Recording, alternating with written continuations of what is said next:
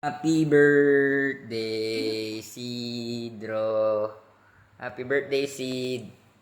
Happy 5th birthday. Yan. Meron kaming mini celebration. Ginawang ka ni Mami Dani mo. Ito si Mami Dani mo. Hello. Binake ka niya ng brownies. So, di pa rin kita pwede makasama ngayon. Nandito ako sa Vietnam.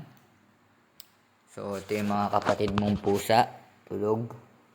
Ito kami ngayon nakatira. Ayan.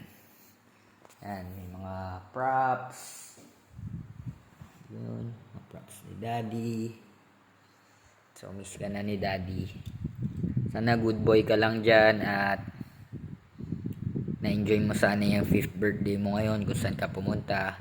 Sinendan ako ng lolo mo ng picture ni Lolo Noel mo. Then, binati ka rin nila lola mo sa akin, si Lola Banji, tsaka si Lolo Sisiw mo. Di ka nila nakalimutan. Kaso nga lang, di ka nila pwede puntahan. Dahil, di nila alam kung nasan ka. So, in time, madadala kita dito at itutour kita. Diba? Yeah. What's your message for Sid, if ever? Happy birthday, little Sid. Excited now to be with you. Right now, it's not possible, pero alam namin in the end, makakasama ka rin namin. We're excited to be with you and wherever we are, sasama ka namin. Yun yung promise ni Daddy sa'yo. I love you, Sid. I love you!